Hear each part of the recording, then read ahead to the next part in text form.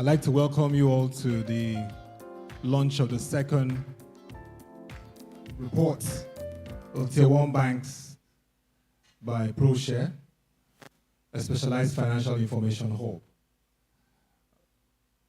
Because we want to make this very engaging, we're going to have a slide delay of 5 minutes.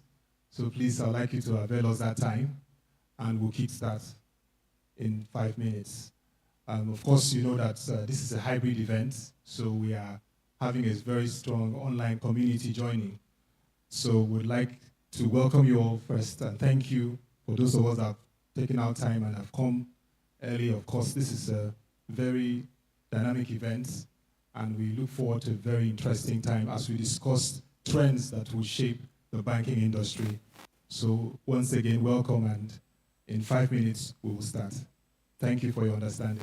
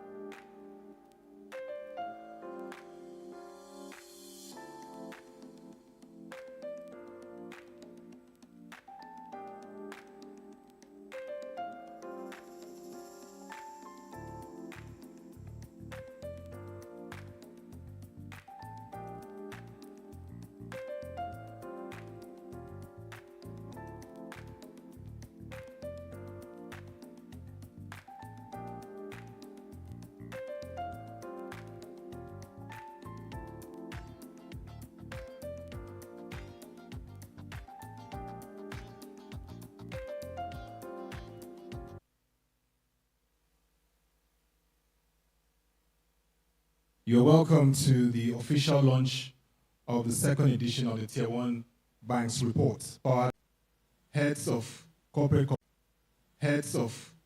communication of banks, chief financial officers of banks, and various stakeholders in the banking and financial services industry, and our online community, which of course is making this event a hybrid format. We're really happy to have you all, and this promises to be a very interesting event because it's focused on trends that are shaping the banking industry, and we're happy to have you all here today. Without further ado, we'll go to our first goodwill message, which is from Dr. Ayo Teriba, the CEO of Economic Associates. I'd like you to take notes and watch the goodwill message. Thank you. We should commend the untiring efforts of Proshare in keeping the standards of accountability and transparency high in Nigeria's financial sector, particularly on this occasion of the launch of the second edition of its Tier 1 Banks Report. It's something, to cheer, raising the bar of corporate performance, raising the quality of conversation, and raising the quest for excellence in management, particularly in the financial sector and especially in the banking sector. I commend and congratulate Proshare.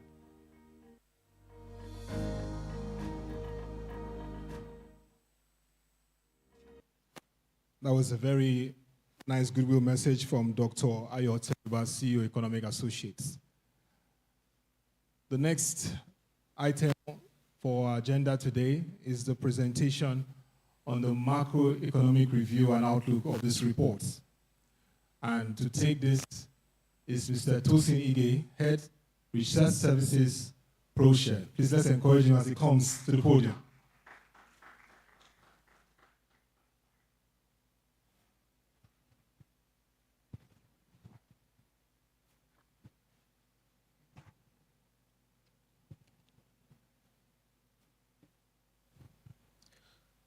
Good morning, ladies and gentlemen. I'll be taking the macroeconomic context of the report and, of course, for our discussion here. And I intend that this will not be one of the refresher course, but an imagination that would give us of how tomorrow will shape out, and, of course, the actions that are really necessary there. And so I'll be taking it from the global scene, combining that with the African scene, and then look at the Nigerian economy and also look at some sectors that are performing well. So the global economy is actually under a transition, and then before now, Africa is not a major consideration when it comes to policy decisions in Nigeria. But of course, recent events has made it an important component of any policy actions in Nigeria. Now, when you look at the global scene, two conditions are notable, and that is the geopolitical tension as well as the geoeconomic fragmentation. That's on the global scene. But when you come to Africa, we have the economic integration that Africa is trying to achieve through the AFCFTA. And of course, we have the series of military interventions that is also happening in Africa. And so that makes it an important point of call. That's why if you see this image sometimes ago, you probably not see Africa there, but it's now a major consideration of our policy decisions. So going on to it, the global economy is now organized in blocks. But of course, there is a connecting line, and that's the G20. It used to be G20, but you notice that we put G21 because of the addition of Africa. So Africa now has a representation on the blocks, but of course, mere representation, I bet it is not an influence. So that's what we have. But again, you see where we put Commonwealth to say that there are also unions that are beginning to lose their relevance, if you permit me to say that. And so that's what we see on the global scene. But in all of this, they come with diversity of objective. So there is no commonality of objective for all of these blocks that we see on the global. You could read that in terms of their objective, there is no commonality of objective. So it is about the block interest and not the general interest as we see it now. And so that's why we brought this into it. And of course, Africa has its own block, but again, we dare to say that decisions cannot be made within this block without influence from the global block, as it is now. And so that's what we are seeing on the African scene. But again, when we look at, pick any country, talking about the geo-economic fragmentation, pick any country, we have G20, we have G8, we have G7, we have selected African country, we have BRICS. But what you notice is that all countries are fighting their own dilemma. If you pick any country, you will notice that it's either they have high inflation or they are battling with the policy rates, the interest rates. And of course, for the global economy, by the way, the global economy, their trilemma is basically interest rates, inflation, and of course, unemployment. But when it comes to Nigeria, you know, maybe because data suggests that we do not have unemployment problems. So our dilemma is mainly inflation, interest rates, and of course, exchange rates being an issue. But what we are trying to say here is that it's not peculiar to us. The problem is not peculiar to us. It's everywhere. And so there is no one-size-fits-all approach to resolving this issue. And so IMF and World Bank, their solutions may not be applicable in one region, in another region. It may be applicable in some region, but yet, if you consider some context, it may not be applicable. So that's what we are saying there. But of God, peace and war, they are cyclical and they are timeless.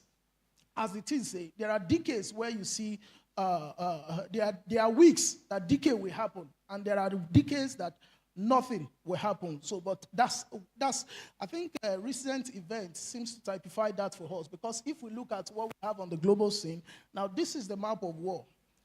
War everywhere, and so risk everywhere, and that's why the risk premium of country is on the rise. So what we can say about the global economy, if I can sum it up in one word, it is what?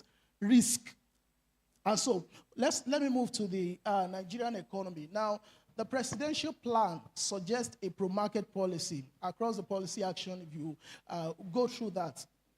But, of course, if you review the 1 year, what we have between this same period last year and now, what we observe is that the situation has become dearer for us as a country.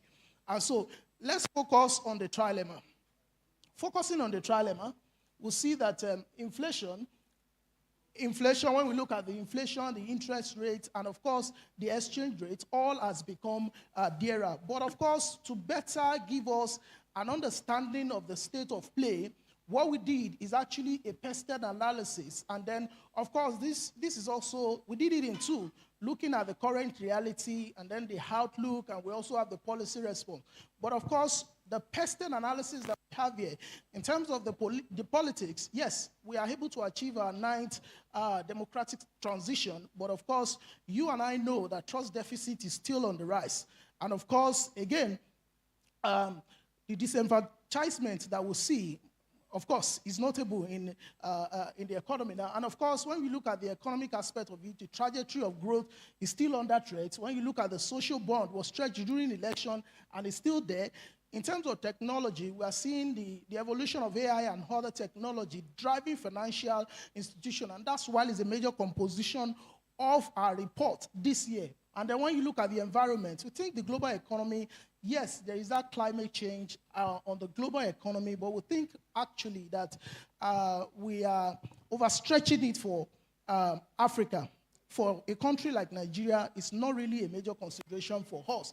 And then the legal system, yet is there, but of course, it's complex, yet it is not supportive of business. And insecurity, insecurity at this period is there, but we dare say that it is actually underreported because we still have food insecurity, we have insecurity of pipelines, and we have even cyber insecurity. All of them are there. But of course, these are the current reality in terms of the personal analysis. But as I said, we have the outlook. I would like to go through the outlook because of our time. We have the outlook, and of course, again, we also have the policy response to it. But to sum it all up, let's look at our outlook for the macroeconomy. What we are seeing here is that if the current policy ambiguity continue, these are the likely outcome that we feel we will likely see. And if we get it right, and that on the other side is what we feel the outcome will be. But whether we get it right or not, we think 2023 is just, it's almost ending. So, but of course, if we get it right now, we're likely to see those positive outcomes in the coming year, 2024. So that's basically what our outlook is. And then let's move quickly to the sectoral review. Now, in sectoral review, we actually have 3 metrics for measuring the sectors that perform well. Of course, the growth of the sector, the contribution of the sector, and of course, the employment capacity. As of now, we still put them in equal proportion, but of course, work is ongoing on how to, properly weigh them, to understand the sectors that are performing well. But based on data, this is still the sectors that we see that are doing well. And in terms of that, that's why we bring our outlook to say, based on the performance, and of course, these 3 metrics I've mentioned, the growth, the contribution, and of course, the employment capacity, we're saying that these are the sectors that we see to be driving the growth of the economy. Financial services and telecom are all there. But of course, there is a low-hanging fruit for the youth, which you see many youths into. That's the entertainment. So that's our outlook for the sector. And then if you agree with me, everything has changed, even the sector. This is a completely new market. You see the dominant sectors in the 80s and 90s. But here is the change that we've seen in terms of our markets, in terms of our sectors now. You see, in those days, Union Bank, Lever Brothers, Nestle, USC used to be the dominant. But here is what we have now. The financial services, the telecom, the cement companies are the sectors that are growing now. And these are the sectors. And that's why, again, I've said the telecom and the financial services are all intertwined. They're like twin now. We've seen the telecom company moving into the financial services. And, of course, so that's why they are the major sector that we feel will drive growth. But I'll conclude by giving out some outlook again and saying that our negative real interest rates is a fertile ground for inflation, especially as we continue to dish out credits as single digits to some sectors. So that's why, again, it will be difficult to see whether inflation will abate anytime soon. So, again, that to reintroduce subsidy as incentive and not punishment, yet, prices will continue to go up, and the subsidy may continue to be an issue because, as we see it now, and in terms of the FX management, we also see that happening, that our outlook is that we really need to think about a better way to manage our FX, and of course, the circular that came out yesterday seems to suggest that the CBN are in that trajectory. But again, this is also one of the arguments that we have always been making, that we need this securitization and financialization. Let's give greater role to the market, to the private sector. And that's why it has always been our call, and it will continue to be our call until we actually do something to it as a nation, because a number of our assets are wasting away, and of course, we continue to cry as a nation. So, in the broad scheme of things, as I said, the macroeconomic environment will remain easy. That's why, and that is where the banks are playing. So if you see the bank doing well, I think they need to be commended, because the macroeconomic environment is really not friendly, and we expect that in the near term. And again, so subsidy as incentive, again, we need to rethink the approach. Now, in terms of the efforts, what we feel is important now is the proper execution of what the CBN has just this time yesterday said they are bringing out. So proper execution remain the low-hanging fruit for us to deal with our exchange rate problem. And in terms of the trilemma, as I've said our own trilemma as a nation is inflation, interest rates, and exchange rate. We really need to pick our fight, because if we want to target all at the same time, we may not be able to achieve that. So we really need to pick our fights in the trilemma, especially those who are household focused, because when we see in the global scene, they focus on the household, but here, the headline seems to be taking the lead. But that's the context to the report. Thank you.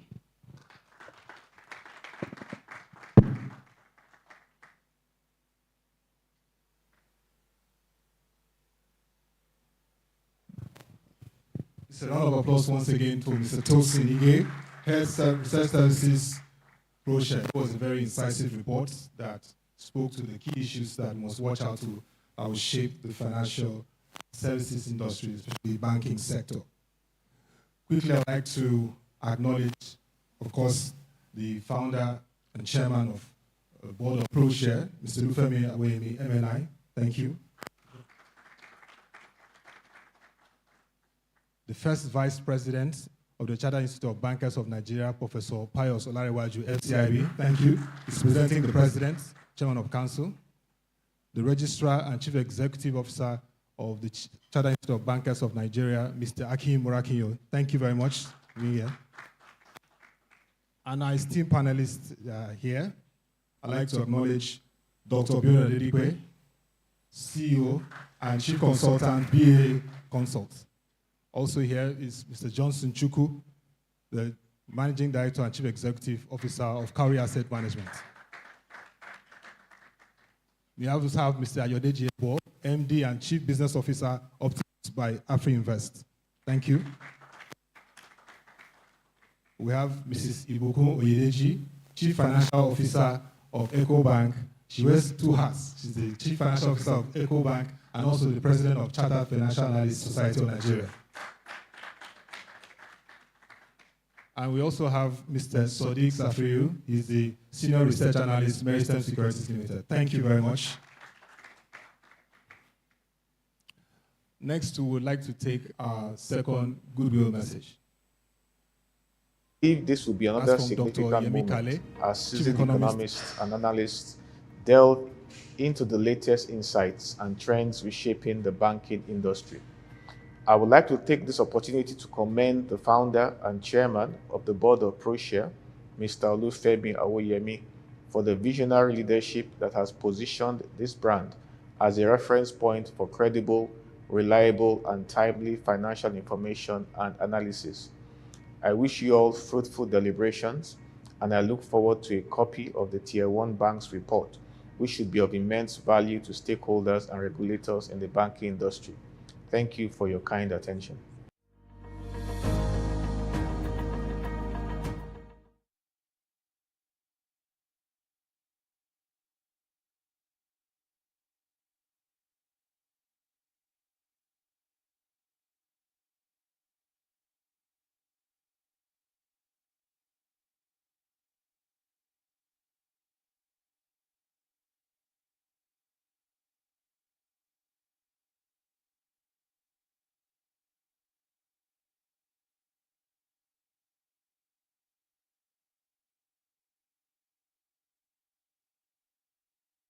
Thank you once again, Dr. Yemekale, for that nice goodwill message. We had the first part of the macroeconomic review and outlook presentation by Mr. Tosin Ige, which of course set the pace for our conversation. But now we're to the meat of the menu, presentation on the Tier 1 Banks report. And to help us take that further is Mr. Teslim Shitabe, Managing Editor and Chief Economist of Proshare. Please put your hands together for him. Thank you very much, Walter. Good morning, ladies and gentlemen. I would like to thank Tosin for setting the tone for the report that I'm about to present. Right. Let me start off by saying this quickly. Sir Isaac Newton says, I see further because I stand on the shoulders of giants. One of the first things that Proshare acknowledges is the fact that the Tier 1 bank report came about as a result of the tremendous amount of work that was done earlier by AfriInvest. So I'm really pleased to see Mr. Ebo here today. Thank you. Right. So as I had said earlier, AfriInvest had done tremendous amount of work in 2013. Now that work was pivotal. Pivotal in the sense that prior to AfriInvest work on categorization of banks, there was no categorization. We didn't know whether a bank was Tier 1, Tier 2, and in Proshare's context, there are also Tier 3 banks. We'll have that conversation later. But AfriInvest, brilliant job. We acknowledge that job. However, the AfriInvest framework, as good as it was, had some challenges. And that was an overemphasis and prioritization of the size of banks. So whether you're Tier 1 or not was mainly about your size. Now, if you see the screen, you'll see that capital adequacy, 15%, asset size at that time, 2013, was a minimum of 1 trillion naira. Currently, AfriInvest has revised that. It's currently 5 trillion naira.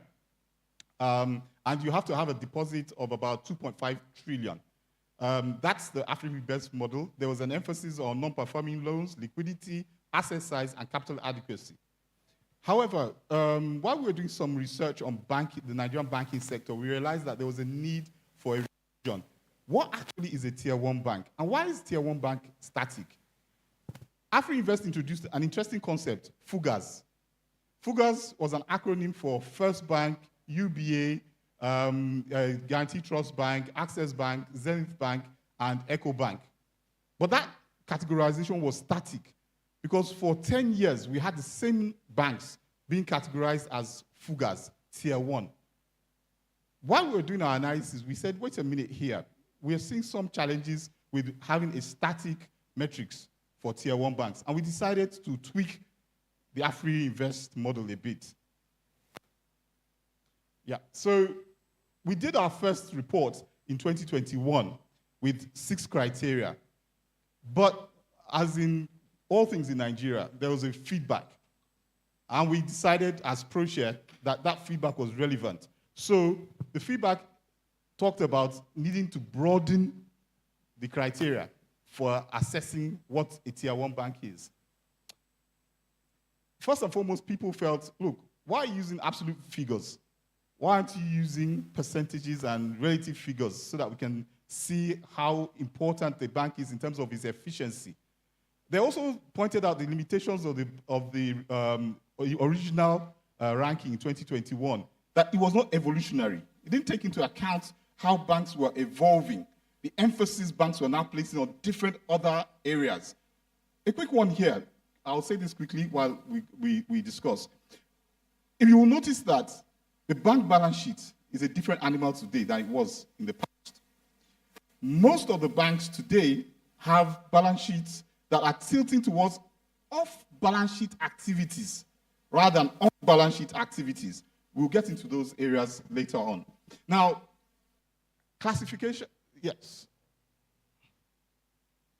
Right, thank you. Now, fit for purpose classification and calibration was very important to us in our assessment of what a Tier 1 bank is.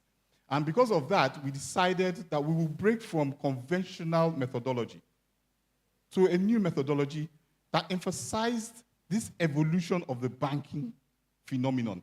Because as I'm sure the panelists will discuss later, banks might be in a bit of a spot of trouble in terms of their those we identified were there was no representation of digital income. We didn't take that into account. But was it relevant? Yes, I'm sure the panelists will tell us why. Insufficient risk assessment. Here, there was no assessment for risk. And CFOs, like Mrs. Oyedeji, who's looking at me, had complained that there was a necessity for us to capture risk. absence of efficiency matrix in this original representation. Then low representation of profitability. Because, I mean, why would I want to put my money in a bank? I want to put, if I'm an investor, it's the returns on my investment. So profitability is a key aspect of my metrics. Right. So in doing this work, there's a bit of a detour here.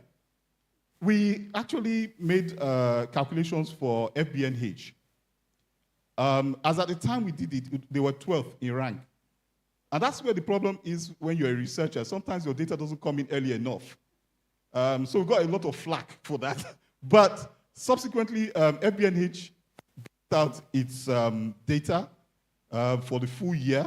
And then they moved up from 12th position to 8th position. But they were still in tier 2. I need to emphasize that they were still in tier 2. But a better tier 2, from 12 to 8. So we decided metrics improvement. Non-performing loan ratio for FBNH dropped from 7.3% we calculated earlier to 6.1%. The capital adequacy ratio rose from 15.5 to 17.4.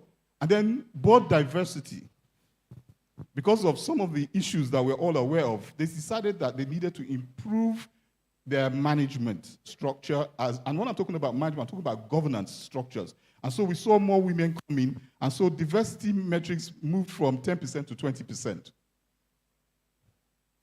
Right, now enter the period 2022. In 2022, we decided that we're going to add a few other matrices.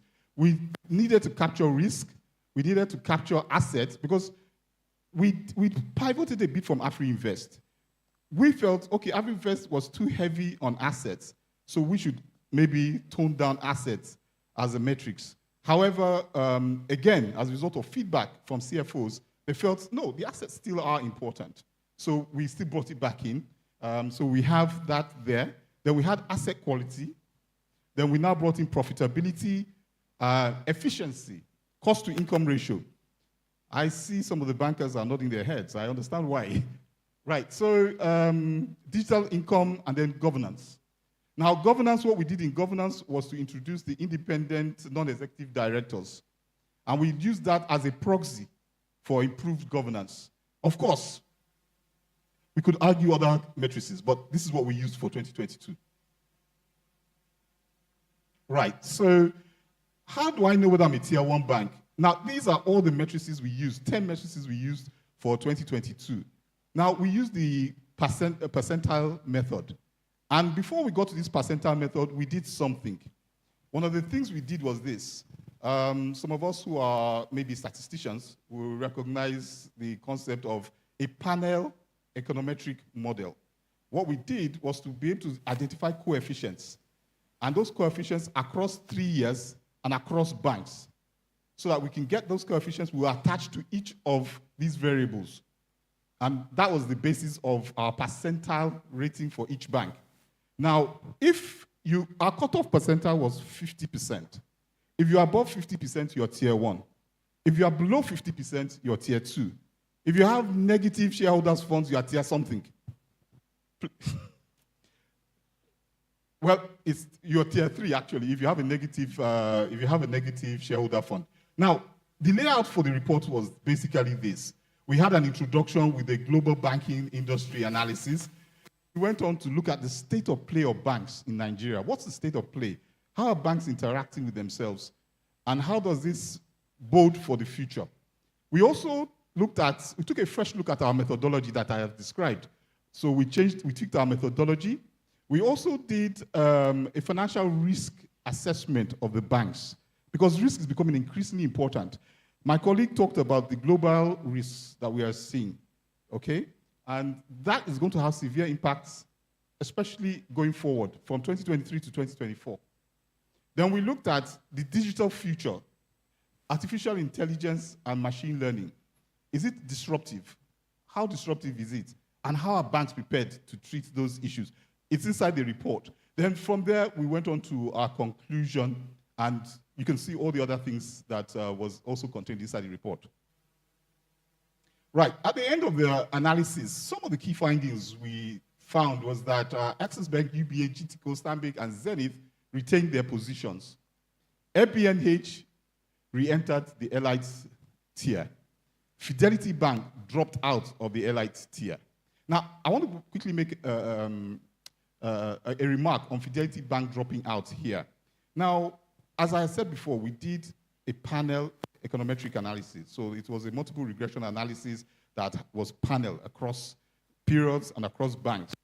The fact that Fidelity dropped out doesn't mean that the Fidelity did worse. It actually did well in its performance.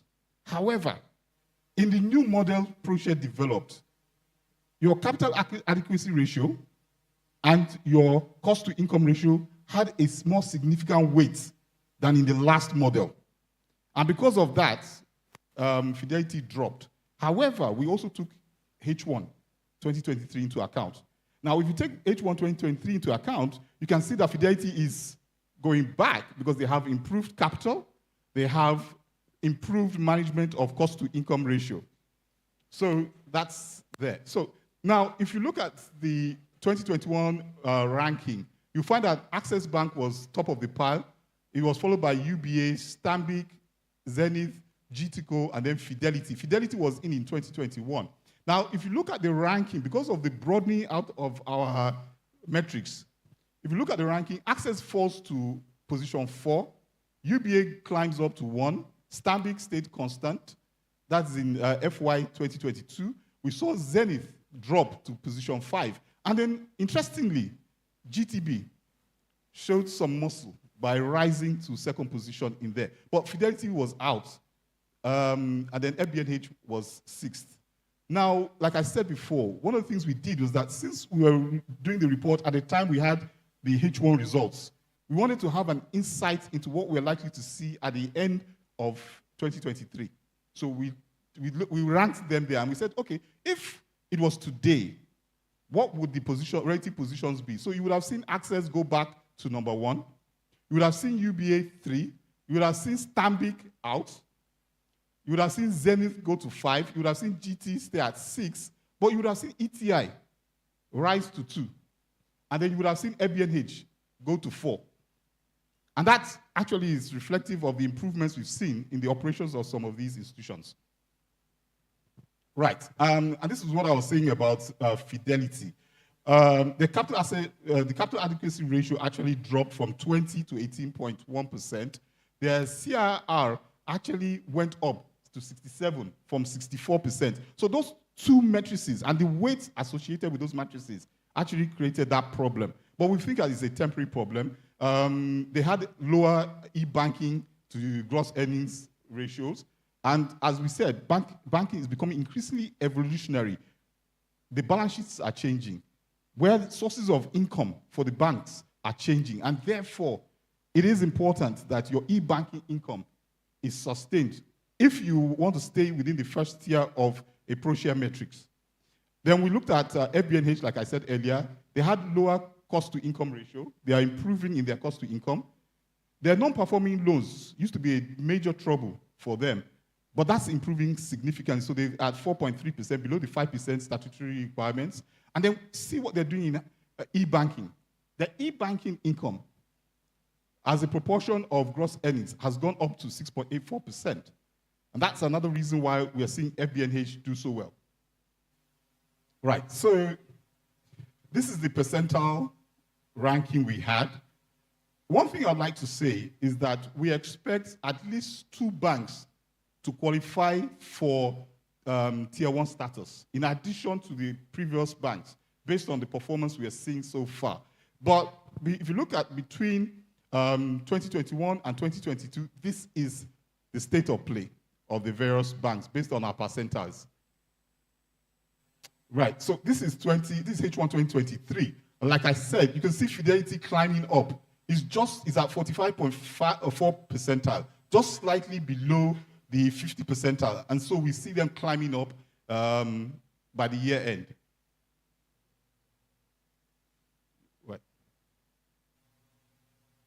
Yes, so as I had said before, in 1994, the founder of Microsoft, Bill Gates, said banks were dinosaurs. And that's a conversation for the panelists. Are banks dinosaurs? Banks are evolving. And they will remodel themselves. And the whole concept of banking will change. Here, let me just, before we move on, let me just give you a sense of it. If you look at global net funds, increase in global net funds between 2015 and 2022, it was $113 billion.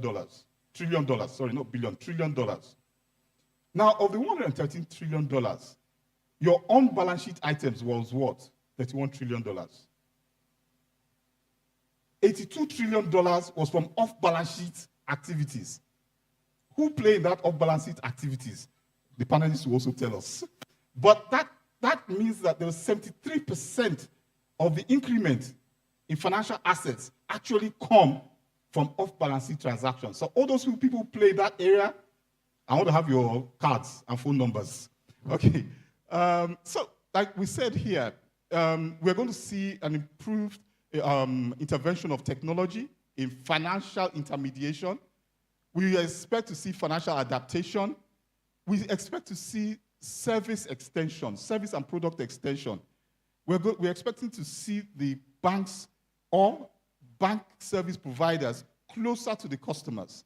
There's going to be greater alignment between I'm trying to struggle against using the word bank, but it's going to be a banking service provider closer to its customers and understanding the needs of those customers. And like I said, the balance sheets are going to be stretched. We're going to stretch balance sheets. And then what will become critical in what my colleague called a hazy environment is risk. Risk is going to be a critical factor for banks going forward into 2024. Right. So here, I'm just going to pause here a bit. One of the things we've looked at in Proshare is that this seems to be the architecture of the market today. But we have argued that there might be a need to retweak this architecture because banks are evolving into holding companies. And as they evolve into holding companies, their operations become more complex, and the regulatory governance also changes. So we expect to see that rather than have this nice, but perhaps not fit for purpose structure, there will be a change in the structure where we argue for a similar structure to what you have as the Financial Service Commission in the UK, where you have monetary policy handled by the central bank and governance and regulatory issues handled by separate institutions. Right. So here is a snapshot of where we are today in respect of the Proshare Tier 1 banking situation. We have Access Bank moving down to 4. We see UBA going up to 1. We see Stanbic IBTC holding fort. Then we see Zenith moving from 4 to 5. GTB or GTCO, as we call them now, moving from 5 to 2. Fidelity at 6 is out. However, like I said, when you look at H2 2023 and the relative positions, we expect that we will begin to see some changes again in H2. And therefore, while we thank AfriInvest for shining the torch, Proshare has decided to stand on the shoulders of the AfriInvest giant to see further. Thank you very much, ladies and gentlemen.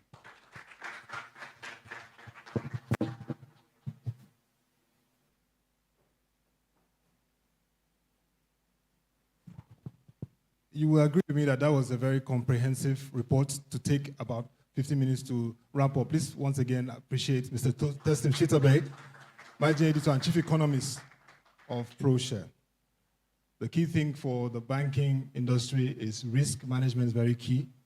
We have seen the PBSI, the Proshare Bank Strength Index, used to rank Tier 1 banks, and also the evolution from banks to financial holding companies is another trend that will really shape the banking industry.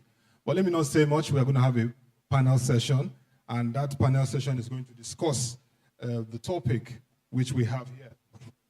And that topic is banks are dead, banking is reborn, bridging regulatory compliance, changing business models, and rising expectations. We have a rich and diverse panel that will look at this very interesting topic.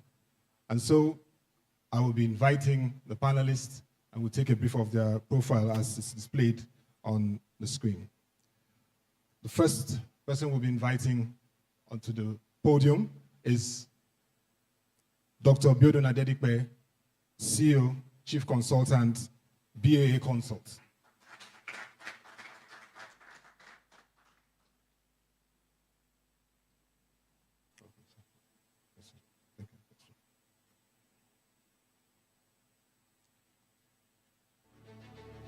In today's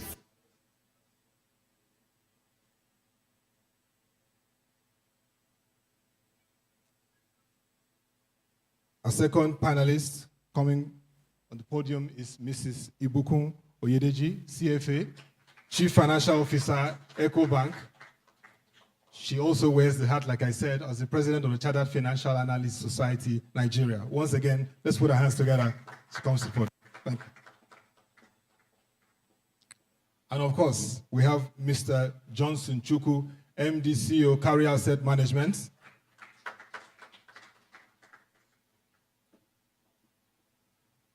Mr. Ayodeji Ebo, MD, Chief Business Officer, Optimus by AfriInvest. We just heard that this report is anchored on what AfriInvest has done over the years. Once again, a hand of applause for Mr. Ayodeji Ebo.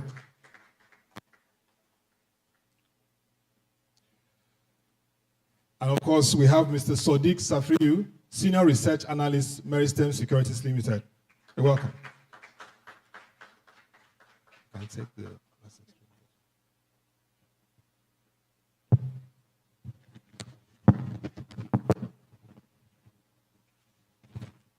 So I have the privilege of engaging our esteemed panelists on this very interesting topic.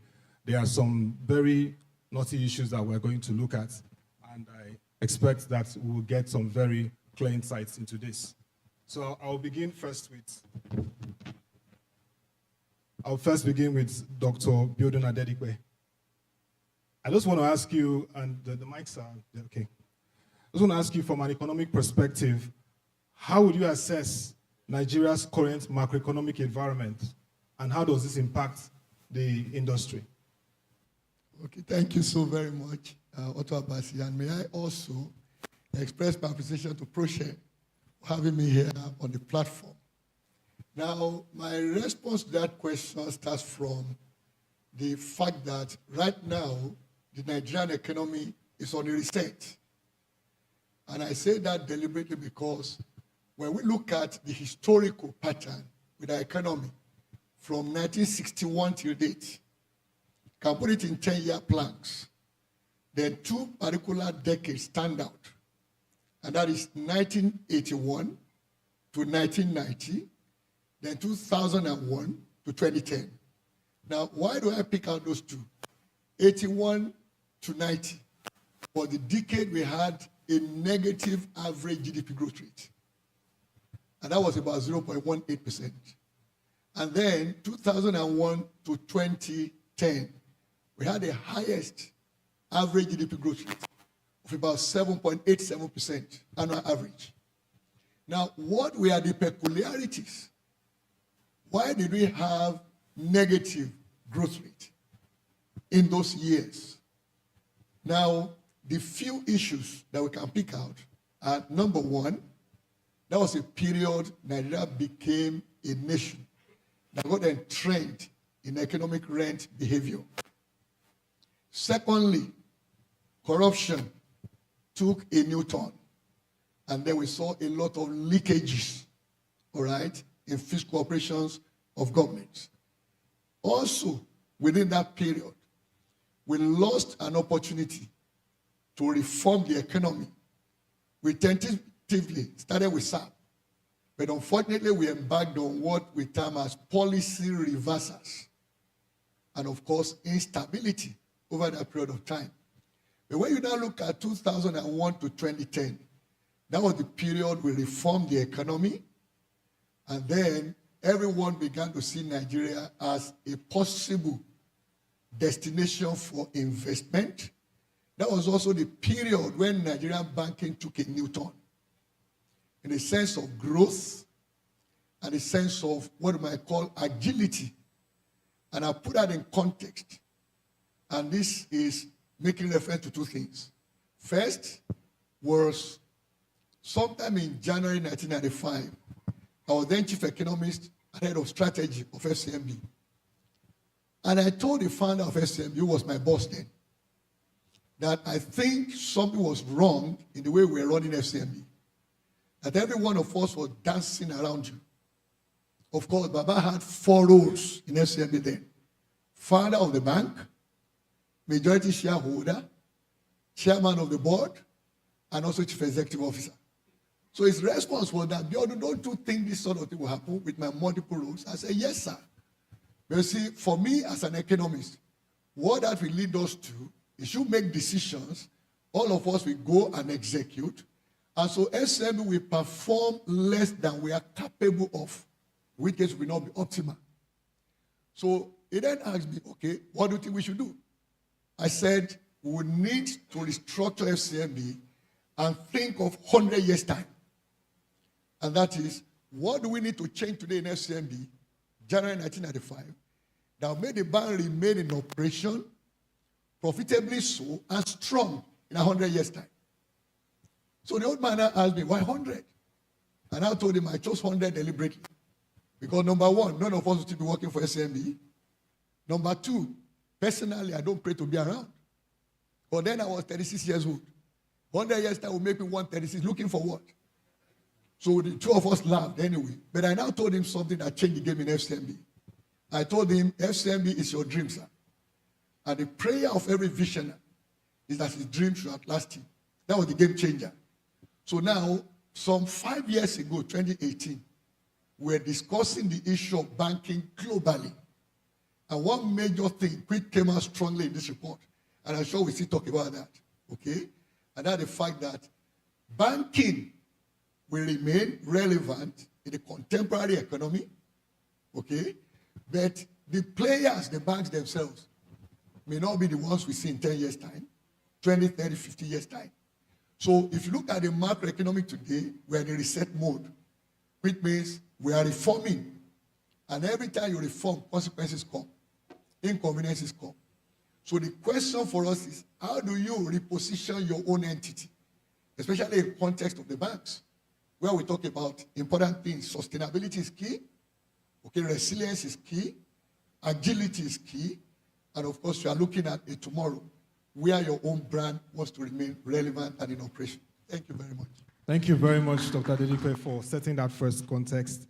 I'll now go to you, Mrs. Oyedeji, and of course, as the CFO of one of the banks, I'd like to know from an industry perspective how you're managing the cost-to-income ratio and, of course, the cost of risk for sustainability. You know, our managing editor had talked about the issue of risk, a very key issue for banks to consider. Thank you very much. I think if I piggyback on what Doctor has said, we've seen the evolution of banks, and a key thing is said around that is the evolvement, the governance around making sure organization exists above 100 years. And one area that ensures that you're still in existence is your profitability, because then that's when you're very attractive to investors that want to invest in you. So from an industry perspective, we've realized that there's competition in this space. And while previously the competition we'll be looking at is the banks within ourselves. But interesting, in recent times, we've seen that the fintechs have actually begun to play a very significant role in our space. And what that means is they run a very lean model in their operations. And so as banks, what we start asking ourselves to make sure the cost-to-income ratio makes sense to us is, one, how do we ensure if the revenue is not even growing, because now we have to share the pie, how do we reduce the costs to become a lot more efficient? So there are lines of costs that we look at as an industry, and for some reason, all eyes of the banks are on costs now, operational expense, a lot now, operating expense in that space, whether on the staff side or on the other operating expense. And also away from that is also us asking ourselves, how do we replicate the model of the fintechs? How do we operate a more lean model? With the fintechs, one space they operate well in terms of revenue is their non-interest revenue, because they're quick to come to market. The speed in which they act is extremely important. So you see banks investing in technology to reduce the cost of operating so they can grow the revenue. You need to employ like 20 people to reach out to 2,000 people. But for some reason, your phone can get to those 2,000 people if you have the right technology. So you see that strong focus in the industry on digitalization, which has become extremely important for us. But also away from that is also looking at our balance sheet. Now moving into efficiency of your balance sheet to say, how do I operate a capital light play? It becomes extremely important because the cost of, that's what feeds into cost of risk. The lighter you are in ensuring that the quality of your loans are high and you have efficiency in terms of the performance of your loan, but play more in the space of non-interest revenue, that revenue grows even though your cost as well, you're paying attention to. So we tend to play more in the space of non-interest revenue. And so I'm sure in your analysis, you tracked a lot around the non-interest revenue of banks, which is the digital income that was spoken to on the report. So a lot of banks now, you see in the holdco structure, it's just really to compete in that space of non-interest revenue. And more, all our eyes are on those balls, not only in terms of a cost-to-income ratio, but also the efficiency we see in terms of our balance sheet, which we see in our cost of risk. That way, we'll reduce the cost of risk, which translates back to the profitability. Those two things will translate back to the profitability in the industry. And talking to other CFOs consistently, that's the conversation we are having, and that's where our eyes are on. Thank you. Thank you very much. Nice to know where the CFO's eyes are on. Now to you, Mr. Chukwu. I mean, the interesting question to look at is the Nigeria exchange, where you have the banking sector contributing majorly to the all-share index. How does the concept of banks being dead and banking being alive resonates with the shareholders in terms of their perspective of evaluating bank market value, the banking market value? Okay, thank you, Otabase. Let me also join my colleagues to appreciate Femi and the Proshare team for this publication and this event. Back to your question. Let's even try to define what is a bank, so that we know if the banks are dying, and then what is banking. A bank is a financial institution licensed by the regulator, in most instances the Reserve Bank or the Central Bank, to provide banking services. The key thing is that they must be licensed, so they have a license issued by the regulator. Then what is banking? Banking is all about taking money from the deficit unit, surplus unit, and giving to the deficit unit. It's basically arbitraging. So if you are saying banks are dying, but banking is still continuing, it simply means the concept that a regulator will issue a license to somebody to go and collect money from the surplus unit and give to the deficit units is dying. But the process of people who need to do business but they don't have sufficient money and they need somebody to give them that money will continue to be there. So what is happening is that because of advancement in technology, several platforms are available that do not require to go to the central bank to get a license.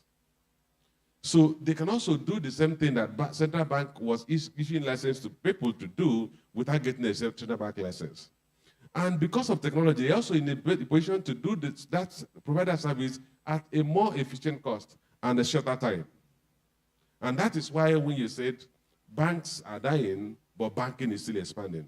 And banking will continue to expand as long as human beings exist, because we don't have equal resources.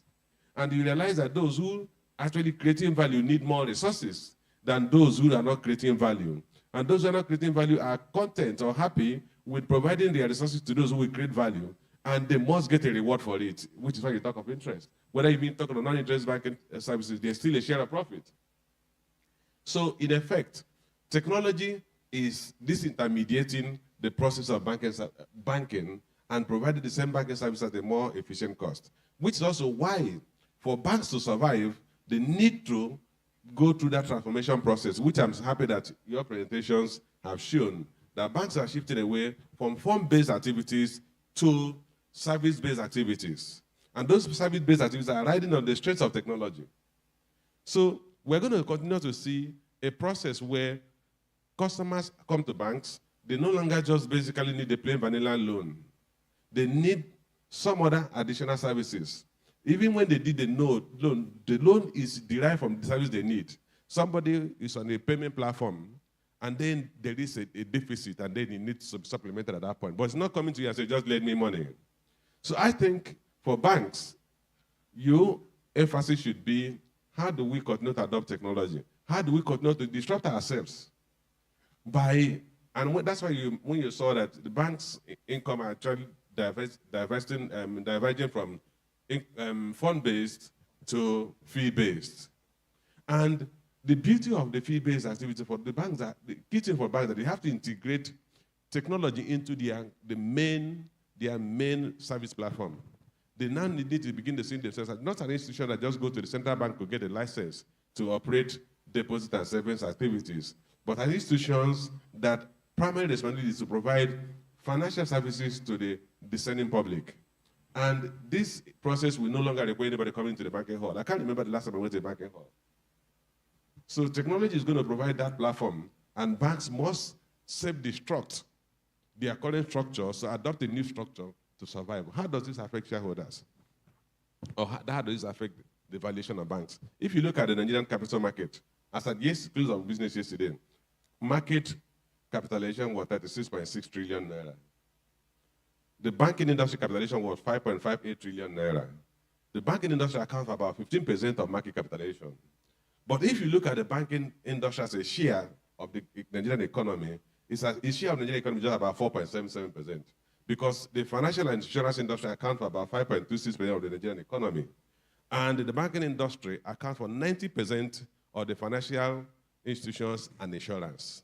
So if you do the arithmetic, banks account for just about 4.7% of the GDP, but account for 15% of market capitalization. Why is this so? It is so because the Nigerian banks have seen the highest level of adaptation or adjustment when they come to the African banking industry. And we've seen a shift, a material shift from what we used to be to what we are today. I don't think there's any sector, any country in this Africa that has a banking industry adopt technology the way Nigerian banks have done. And that is reflecting in their performance. And investors are bidding for that performance. So I think for banks that are adept at transformation, which is why when you talk of your changes or modification of your categorization of the banks, and you're shifting away from just an asset-based bank, and I can tell you, I'm beginning to see banks that are very enabled in technological adoption. There's one new bank of all the newly licensed banks that were licensed in the past 4 years that has provided its platform almost everywhere.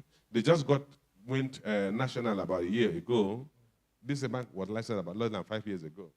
They've gone national just about a year ago. But if you go to any trader, any merchant, you find that their payment platform is what most of them have adopted. So adoption of technology will begin to be a major matrix to determine where banks will be in the near future. And that will drive their performance in terms of income and return to shareholders. Thank you. Thank you very much, Mr. Chukwu. Quite insightful to know the value of banks, about 4.8% of GDP, 15. Now it's like we're going back into that structure, holding structure, to give that flexibility, which means that risk management has to be stronger. The capital requirement now is better compared to before. When you look at the capital adequacy ratio for the banks, is higher, but there's a need to have close monitoring on those banks so that we don't have a repeat of what happened then. So the way I will wrap it up is that the adoption of Basel III, which when you look at the threshold, the capital adequacy requirement at 8%, I believe that for Nigerian banks, we are well more capitalized than that level. And if we also want to look at the capital adequacy ratio in dollar terms, that is where we know that if the benchmark is in dollar terms, there will be need for additional capital. But we don't operate mostly in dollars. So I would say that the focus now is for the new leadership of the CBN to see how they can allow banks make effective use of even the available capital. We see cash reserve requirements at 32.5. Yes, for merchant banks now at 10%. Why do we want to keep that amount with the CBN? Because indirectly, it impacts on the lending rates. If I'm collecting 100,000 from a customer and I can't generate income on 32%, it means I will sweat the remaining 70% to be able to cover the cost for the other 30%.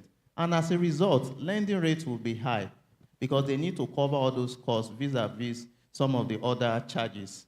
So it's important that there's close monitoring. I won't recommend an increase in capital requirements now. The focus should be financial deepening, trying to see how banks can increase credit to the sector, to the real sector, so that we can grow the economy as we get more clarity around the policy based on this new dispensation. Thank you. Thank you very much, Mr. Ayodejebo, stressing the need for financial deepening. And of course, you talked about the CRR, the cash reserve ratio. To all our guests and those joining online, Proshare has done several interventions on the CRR with the Bank Directors Association of Nigeria. And so that's a very topical issue that we must continue to look at as we have the new leadership of the Central Bank of Nigeria. So over to you, Mr. Sodiq Safriu. You've seen the presentation. Of course, we've talked about the evolution of from universal banking to financial holding company. And the Proshare report expresses a need to reevaluate financial holdco's riskiness and efficiency. So from your perspective, what needs to shift in the new revaluation process? All right, thank you very much. I also want to congratulate Proshare for the reports and also thank them for the opportunity to be here. Okay, to the question, first I would say group-wide risk management. That can't be overemphasized. This has been something that has been mentioned, across questions that have been asked from the panelists. So first, because of the need or the growing shift to increase the structure to getting other non-banking subsidiaries onto the holding structure, it is very important to pay key attention to the risk assessment and risk management, especially because the banking subsidiaries still account for the largest percentage of the total holdco structure, whichever way we see it. So now there could be these ripple effects from whatever economic shock that happens to the banking sector.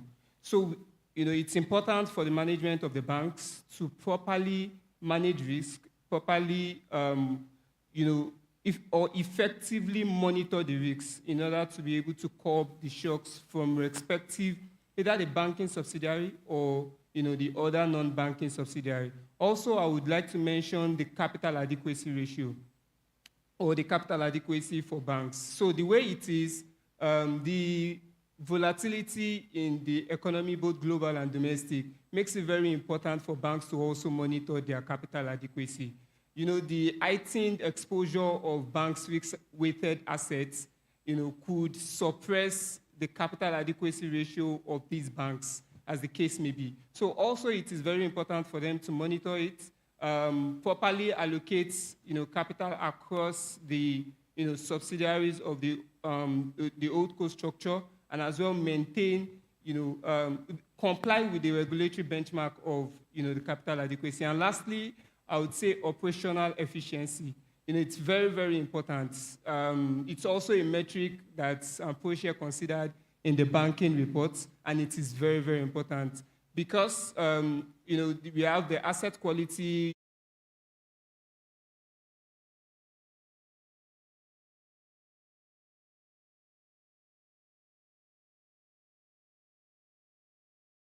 value. It is also important to chase the operational efficiency because at the end of the day, you don't want to just pull up several subsidiaries and they are not contributing so much, or even they are draining the strength of the major banking subsidiary. So operational efficiency for the bank and for the other non-banking subsidiary, is also very important. Okay, thank you very much for that. So we'll take the second round of questions quickly, and responses will be limited to 1 minute because we want to accommodate questions. So 1 minute each for responses.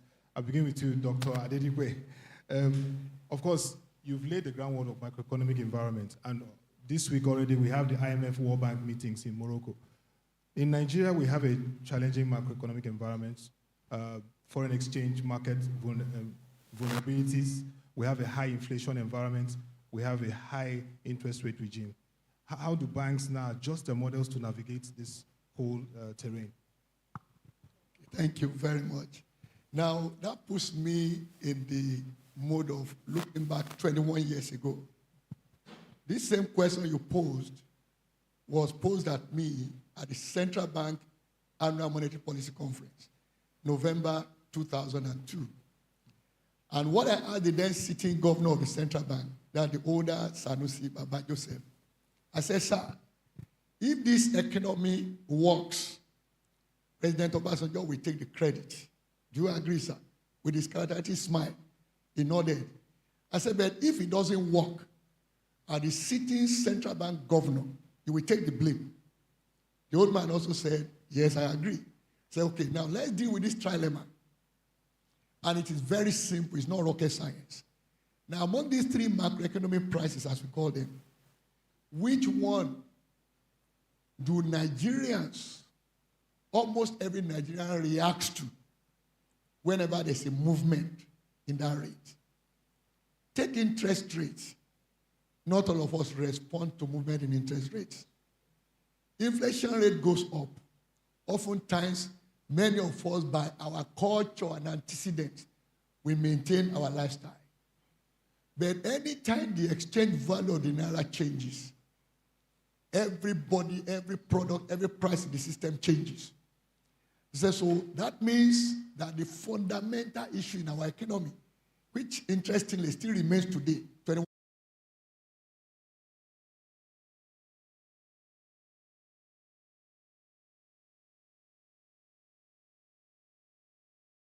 is a pointer to what the Central Bank of Nigeria should give attention to as the apex regulatory authority in banking.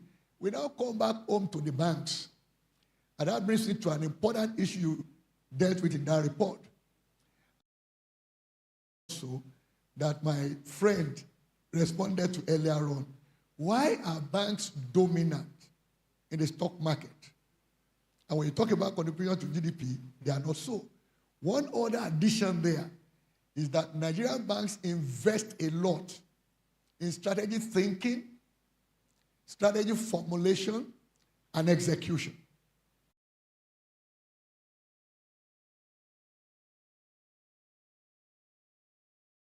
A lot in strategy. And that brings a lot of value on the table. So when you therefore see the banks performing, let me say, outperforming the economy within which they operate, that also is one of the major factors. All right? Now, talking about risk management, which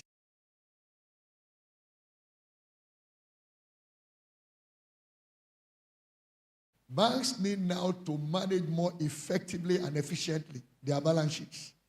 She used the word sweating, and I was happy when I heard her say that. They need to sweat their balance sheet, more, but in the process also ensure that all those things always known about asset and liability management, they need to continually, let me say, disrupt that space.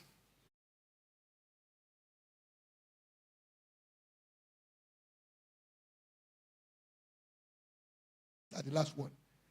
The question that everyone should be asking about banks is EcoBank really a bank? Or an entity that created a platform where I can do everything required in my life, including banking? That should be the direction. Thank you very much. Thank you, Dr. Adedipe. Now to Mrs. Oyedeji, considering the developments earlier this year in the US, we saw what happened with Silicon Valley Bank and the collapse. the Credit Suisse crisis in Switzerland, and of course, Republic Bank, again in the US.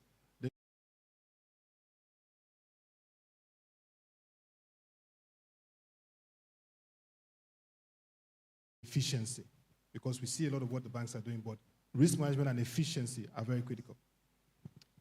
Thank you very much. I think if I run through the thoughts of everyone that's spoken on the panel, they've emphasized the importance of risk management, but across different, it almost sounds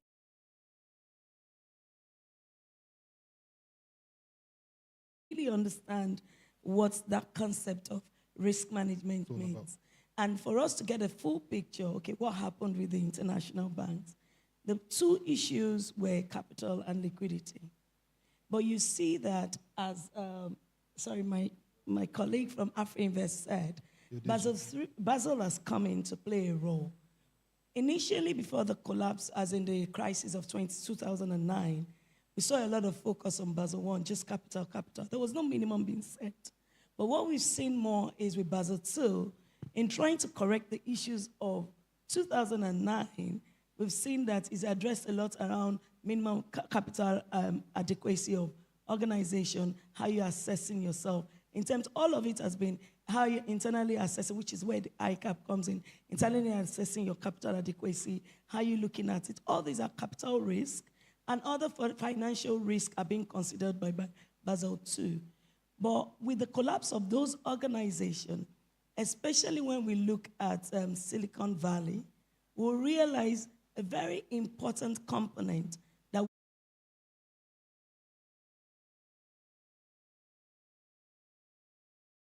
you can have adequate capital as a bank or as a banking institution, I'm trying to use your terms now, and still collapse in a system because liquidity has become a key component, because how do you match your books? The mismatch of your books becomes a fundamental issue. Help us introduce the LCR, which is the liquidity capital ratio, and the net stability funding ratio. All of them looking at either the short-term funding or the medium to long-term funding. But I must give also credit to our regulator, because even if it's the bank you're looking at, when I talk about industry, the different players in an industry, there's the central bank and there's the players in the market. So central bank has been very proactive in actually running Basel II and Basel III concurrently, although the full implementation of Basel III hasn't come in. I'm trying to rush through this. The ILAP now gives us a full picture, ensuring every bank has in short term 100% liquidity to cover its position, but also in the medium to long term, you're paying attention. Should any shock happen in the systemic shock occur, you should have a funding plan that can be able to sustain you. So I'll give credit to this, to the industry as a whole. A lot of attention has gone into that. We consistently play, either as a regulator or as us as market players, submit, and one key thing is the market discipline. The fact that we're giving the information to the market and we're transparent.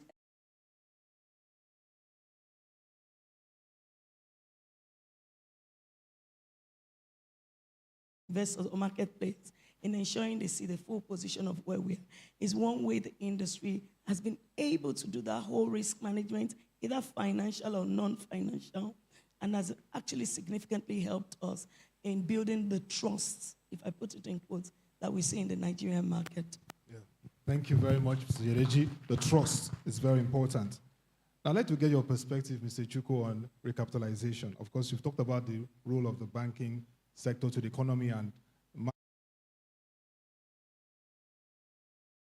expect recapitalization of some banks from Q1 2024. That's first quarter of 2024. Okay. What I would say, it depends on a lot of factors. I'll try to dimension some of those factors. If you look at the shift we've had in exchange rates, it has become compelling for banks to, the capital outlay for transaction, the ticket value of transaction has increased in the country.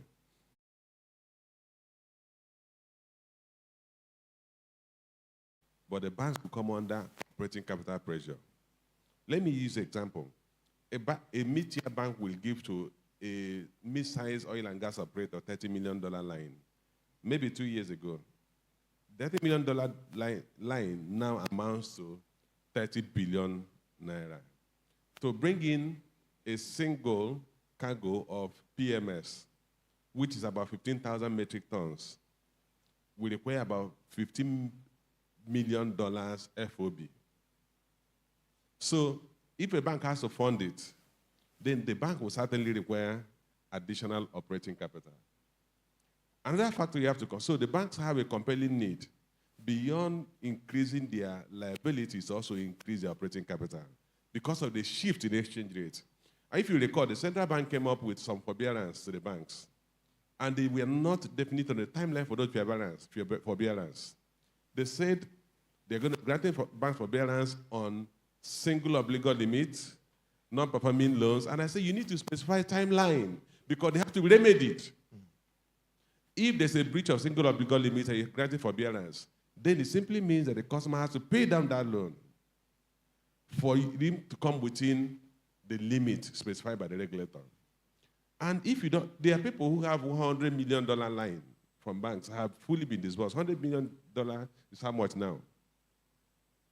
That's 1 trillion naira. Yeah. So what is the capital base of a bank that it can accommodate that? It's not something you grant forbearance. Something has to adjust. And that adjustment can come in form of the customer pays down or the bank increases its share capital. So I think there's a compelling need for the banks to raise additional capital. Other factor you have to consider, which are purely economic, is that the return that the investors make from investing in banks is higher than the return they will make from any other.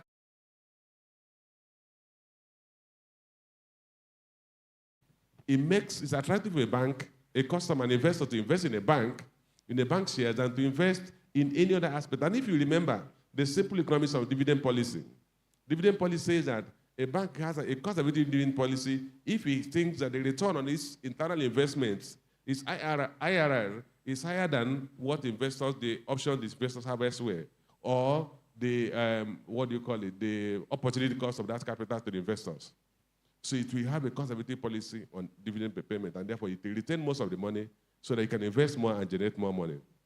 And then if it's at the matured phase, it doesn't have opportunities for investment, it will have an aggressive dividend policy. If you look at the Nigerian capital market performance as at the close of business yesterday, Proshare index had gained 30.93%. The banking subsector had gained 60.43%. That's 195% above the Proshare index. Which other investment class will give you 60% return? So, in the direct interest of investors, it makes more sense for them to even give the money to the banks. Because the banks, like Dr. Adedikwe said, look, have the capacity to read the market and then generate better returns even in difficult environment. And it's very commonsensical. If you look at what happened in the past couple of months, Naira devalued. There was no bank, I can't remember, maybe 1 or 2 banks that suffered exchange rate losses. 90% of the banks enjoyed exchange rate gains because they had been projected. If you are a CFO in a bank and you had negatively backed up your balance sheet in dollar position, then something was wrong with you. So any good banker would have known that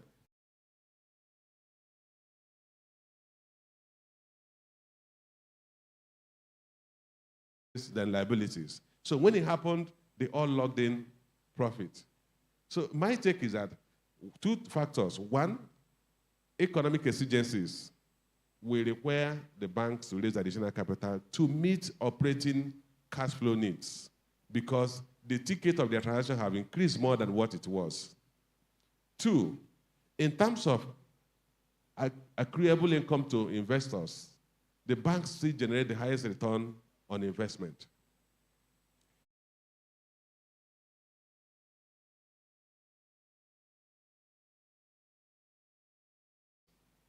So get your work. Then if you look at your cost of equity today, it's higher than the cost of debt. So if the cost of equity is higher than the cost of debt, it makes sense to go and assess the cheaper cost of fund. So for me, the most logical thing for banks is to go and raise additional capital in the coming months. Thank you. Thank you very much, Mr. Chuku. For Mr. Ayodejevo and, of course, Mr. Sodiq Safriu, that 1 minute will be critical so that we can move to Q&A and begin to wind down. So for Mr. Ayodejevo, what significant trend should we be looking at that will shape the Nigerian banking industry in the next 2 years? Okay, thank you very much for that question. So I think the first thing would be financial technology. And we can see that most of the banks are already going into that space. There's a lot to learn within that financial technology space that is working. You will discover that most of the fintech worked perfectly, but most of the traditional banks, their technology platform or financial platforms were almost down. And these days, when you speak with, Nigeria is guarded by a lot of informal sector. You speak with anyone within the informal space, most of them have most of these non-traditional banks. Yes, they don't have the confidence to keep a lot of money in it, but they are able to use it for their transactional activities. So there's a need for the banks to look at their model to see how they can further deepen financial inclusion, because that has always been a challenge, that to increase the amount of the percentage of financial inclusion in the economy. So with what some of these fintechs have been able to do, even using through their agents, there's a lot for the banks to learn within that space to be able to increase the share of what they can capture within the financial services. And what that does,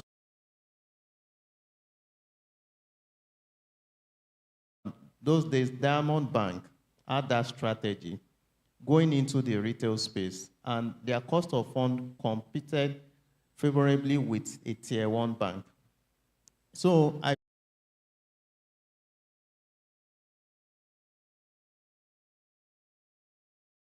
to also help in terms of confidence, we are trying to bring the unbanked confidence and the charges. The charges, when you look at fees and commission, the charges for traditional bank is still high in Nigeria.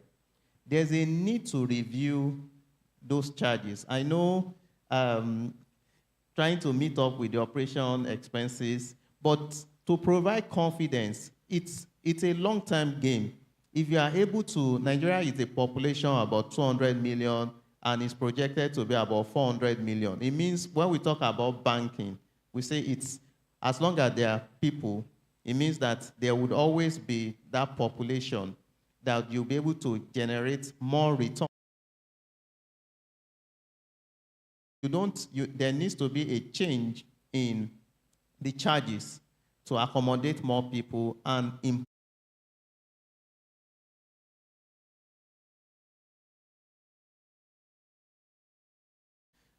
convenient. So there's a need for the banking to have that shift. And we feel that we need the next 3-4 years, since some of the banks now, the top banks, are setting up subsidiaries for that purpose, because they've seen what works.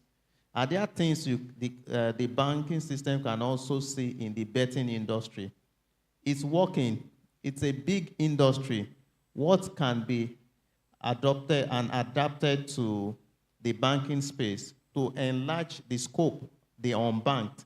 And if we're able to see that, that would help diversify the revenue base from just interest income, and would begin to see a growth in the non-interest income. Thank you. Thank you very much, Mr. Ayodejevo. If I hear you, I can see that you're talking more about financial deepening, which is very critical. So for Mr. Sodiq Safriu, what should be the priorities of dominant holdcos in rethinking and repurposing financial intermediation in the country? Just in 1 minute. All right, thank you. I think that is quite similar to what you answered. But firstly, I would say major thing would be the banks having to be more customer-centric, having to take an approach that is more customer-centric. As we said, banks are dying, banking, is alive. they should start thinking about how to capture the lifestyle of their customers away from just depositing of funds. As Mr. Ebo said, what other things can you do to bring in, the unbanked, their lifestyle, fashion, whatever it is that they want to do. Doctor also mentioned it.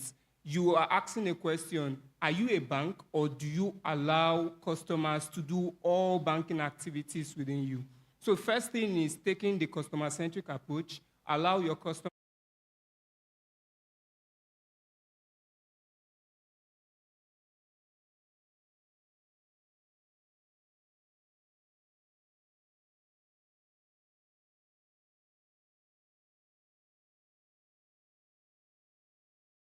We still also have a very, very large or very high excluded adults, about 36%, which also gives room for opportunity for these banks, to tap into it.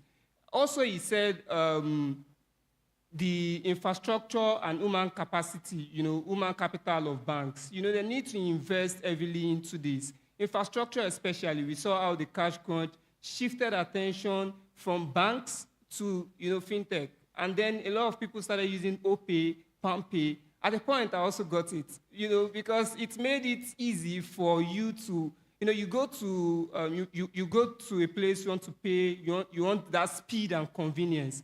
These fintech companies or the app provided that at that point. So these are very integral and very instrumental things for this dominant old school structure to also apply. Thank you.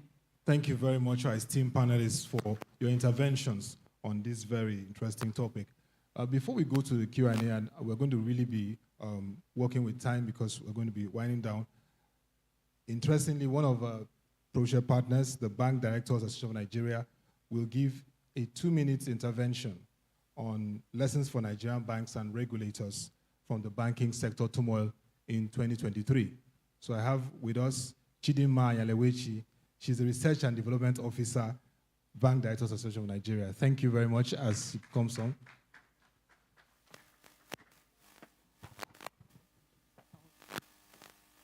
Thank you very much for that introduction, and also thank you to the leadership of Proshare for this platform on behalf of the bank, of the Board of Directors of Bank Directors of Association of Nigeria.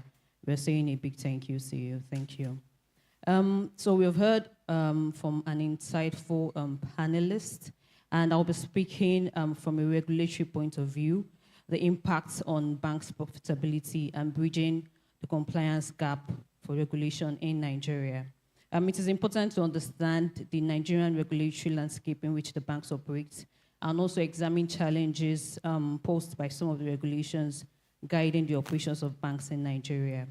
As part of the Bank Directors Association of Nigeria's agenda this year, our focus has centered on advocating for the interest of banks in Nigeria, and one of our primary strategic initiatives is championing a comprehensive review of regulatory charges that are imposed on banks.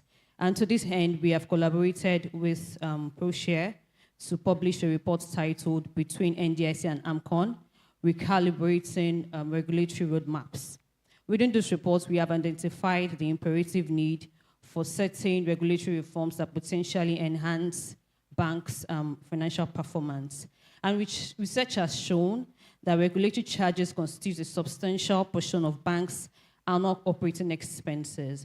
And while banks remit approximately 0.3% to 0.5% of insurable deposits as premium to the Nigerian Deposit Insurance Corporation, NDIC, they are also obligated to allocate 0.5% of their total assets to a sinking fund to pay off AMCON intervention payments related to the acquisition of non-performing loans.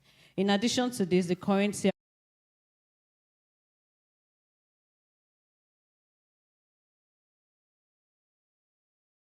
at the discretion of the CBN.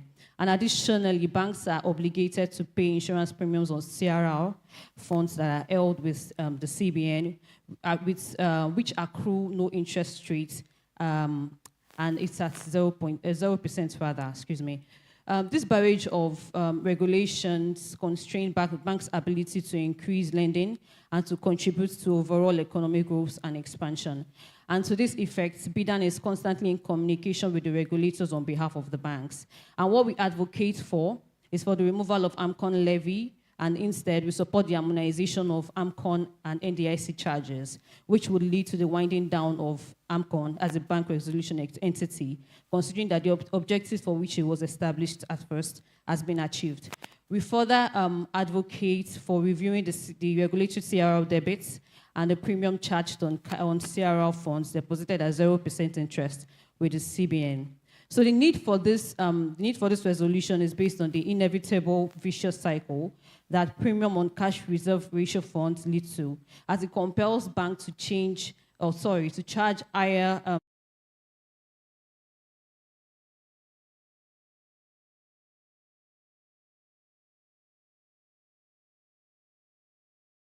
all the potential to substantially enhancing banks' bottom line and to rectify negative shareholder equity experienced by some of the institutions.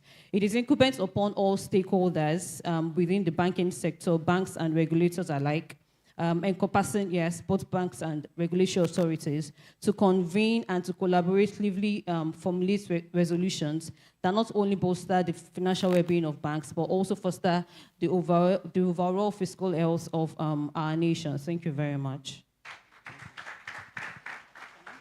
Thank you. Thank you very much, Chidima Yalewechi, Research and Development Officer of the Bank Directors Association of Nigeria. That's part of what we do in Proshare. We intervene and look at how we can make our financial services industry, subset banking sector, much better to serve our nation and everyone. So it's time for Q&A, and of course, if you have questions, you can raise your hands, and please we'll limit it to 1 minute. You tell us your name and the organization you represent. So if we have questions, we'll just take them. You raise your hands, and we'll pass the mic across.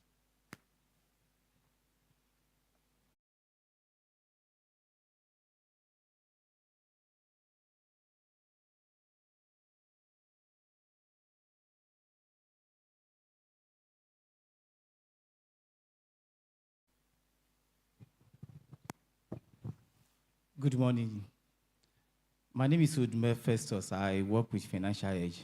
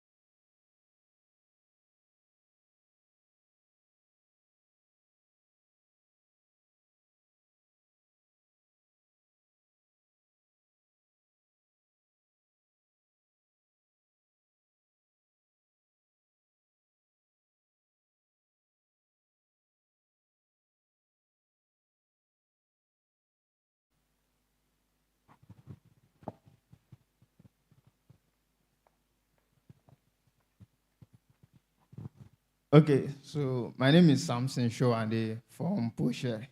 So I would like to ask, with the increase in exchange rates and high inflation, so how can a company effectively manage its exposure to foreign exchange and also its operational cost, especially when the company have high exposure to FX? So I will appreciate if I can get a feedback from the CFO of EcoBank. Thank you, ma'am. Yeah.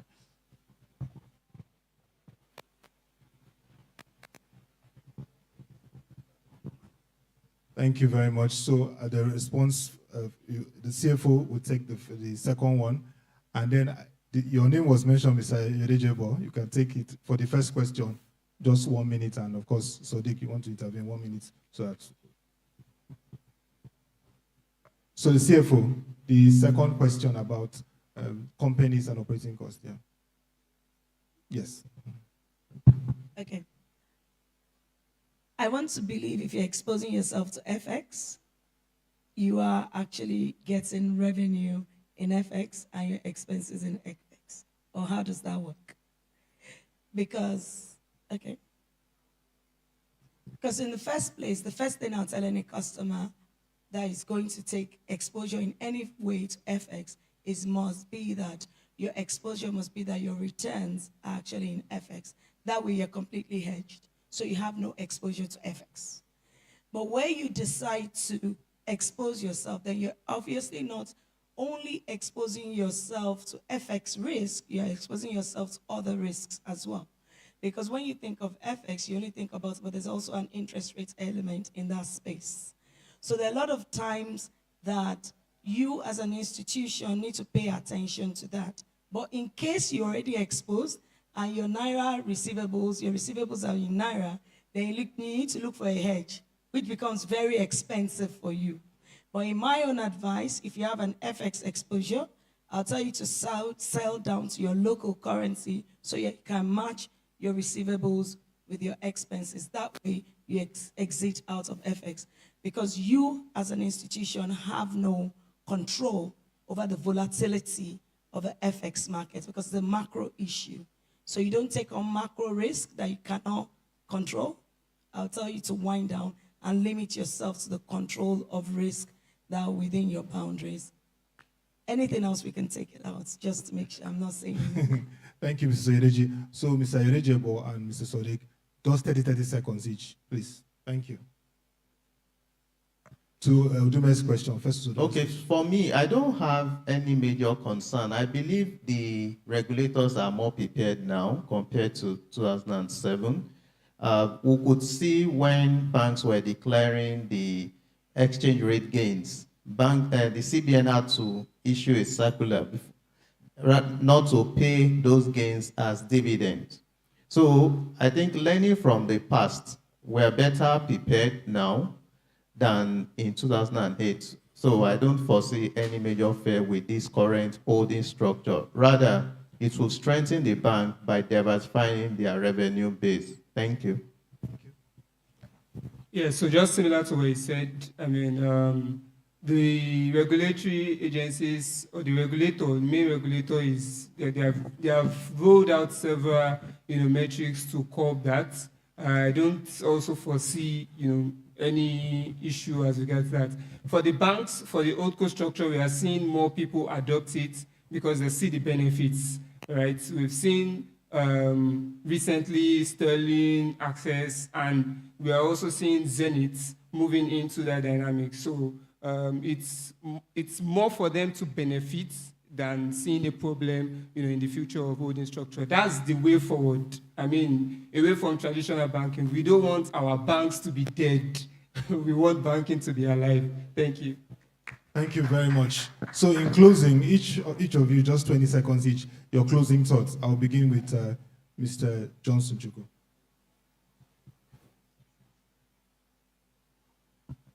Well, my closing comment is that the banks have to continue to remain dynamic. They have to remain in business. There's no business in the world that has lived for 100 years that continue to do what it started to do from 100 years earlier. So every institution that has lived for 100 years has seen some level of transformation, not just transformation. And I think the banks must recognize that the change is knocking on their doorsteps, and they must not just react to it, they must create that change that the society is asking for. Thank you. Thank you. Thank you. So in my closing remarks, I'll say we do recognize as an industry, because I work in that industry, that the market is evolving. But one of the key things for us is our ability to predict the position of the future as a banking industry, and especially as an institution. And even when in cases you can't predict, to take advantage of a market. Extremely important that this point for us is the speed to actually react to the changes and the speed and discipline in our execution that will determine who will survive this trend that we are seeing in the market. So from my perspective, I think speed in execution, an extremely important goal for every bank in the industry at the moment. Okay. My take on this is very simple. I came to EcoBank yesterday as a customer. I enjoyed some service. When I come in today, I don't want to receive the same treatment. In which case, what I experienced yesterday is already history. So what I'm going to experience today must be something new. So the challenge to the banks is that on a daily basis, they are evolving, improving, and of course, digging more into the benefits of data analytics and data engineering. So that is the way to keep abreast so that the individual brands will not die. While banking, of course, remains something we all need. Thank you very much. Okay, I will be closing from this perspective is that I still feel that there's a need to increase knowledge around credit deepening in Nigeria. I would say that the banks may need to begin to carve a niche for themselves across different sectors. So we can say for EcoBank, we know them for this particular space.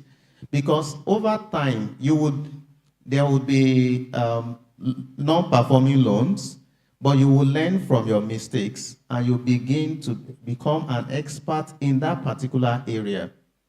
That would also help support our economy. And like Doctor said, the banks have tried to be able to weather the storm even when there are crises. So they have that power to execute. So if we have them as a major backbone supporting this economy, I think we would also be able to see more growth in that economy. But in summary, that credit is really very key to deepen our economy. And that would take me to that risk management, which I think Basel III has addressed. And the continuous risk management and monitoring would keep the banking system alive. Thank you. For me, I'll close saying the macroeconomic landscape is volatile, ever-changing, dynamic. Banks may be dying. The concept of banks may be dying, but I expect the Nigerian banks to be resilient, to evolve, and for them to remain alive. Thank you very much. Once again, I want to thank our panelists for this robust conversation on banks are dead, banking is reborn, bridging regulatory compliance, changing business models, and rising expectations. We hosted this event, and you've made it special. So I want to thank you, Dr. Bioda Dedikwe, CEO and Chief Consultant, BA Consults. You took out time of your busy schedule to be here. Thank you once again for being part of this conversation. Mrs. Buko Yedeji, CFO, EcoBank, and also President of Chartered Financial Analyst Society of Nigeria. Thank you very much for being part of the conversation. Mr. John Susuku, MDC of Carrier Asset Management, thank you for your insights, very rich insights today. And of course, Mr. Yodejevo, MD and Chief Business Officer, Optimus by Afri Invest. You set the pace with the banking report. We are taking it to the next level. It was nice to have you. And of course, Mr. Sadiq Safriu, a Senior Research Analyst, Meristem Securities Limited. Thank you for being part of this conversation. Once again, let's put our hands together for our panelists. So quickly, we're going to take photo ops, and then we'll have the vote of thanks. And so we'll invite the founder and chairman. Okay, first we'll start with the panelists. They would first rise up to take photos, the panelists alone. And then the next will be our founder and chairman of the board of Proshare will join them to take. And then the third one will be the presenters, Mr. Tosinige and Mr. Teslim Shitabe. Yes.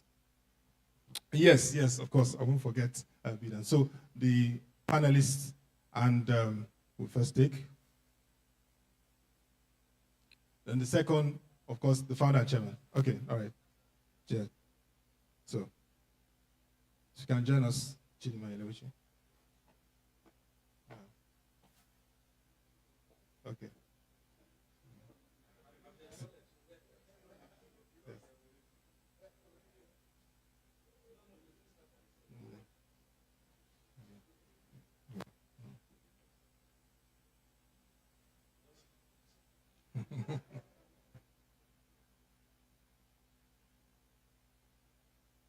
And lastly, there are two presenters, Mr. Tosinige and Mr. Teslim Chitawe. Please join in taking pictures.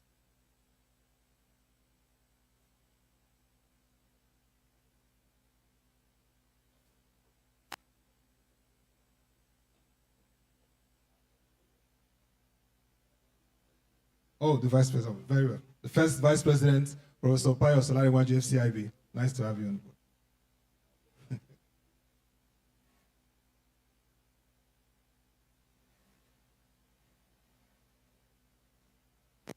Thank you very much once again to our panelists and everyone. So we'll now be wrapping up. We'll be inviting the Director, Content, Stakeholder Engagement, and Data of Proshare, Mr. Said Karibe, to give the vote of thanks. Please put our hands together for Mr. Said Karibe.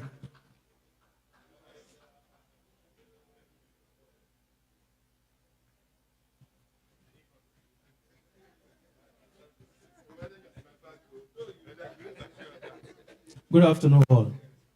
On behalf of Proshare's Board of Directors and Management, we want to appreciate you for your presence and participation at the launch of this Impact Research Report. I believe today our job here has been done professionally as we have contributed to the body of knowledge and market development. To all our panelists, I want to say thank you for job well done, for your thought and presentation during the panel session. I will also want to thank the Proshare research team led by the Director of Impact Research, Mr. Teslim Chitawe, and supported by Tosin Ige for a job well done in putting the report together. To all our support partners, we say thank you for your support, and we look forward to more of this intellectual engagement and conversation. Thank you all.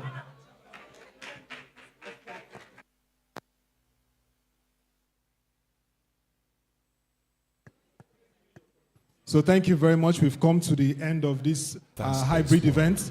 To all our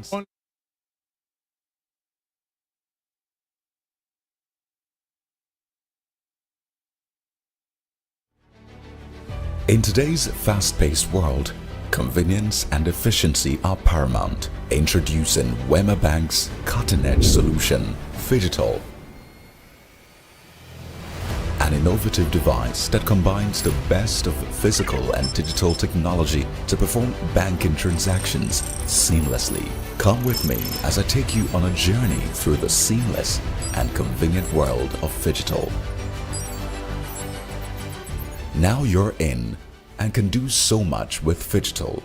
Fund transfer, reference letter, letter of non-indebtedness, account upgrade, balance inquiry, account info updates, SMS alert activation, account reactivation, account statement, hot list card. Visit any of our branches to experience the power of Phygital today.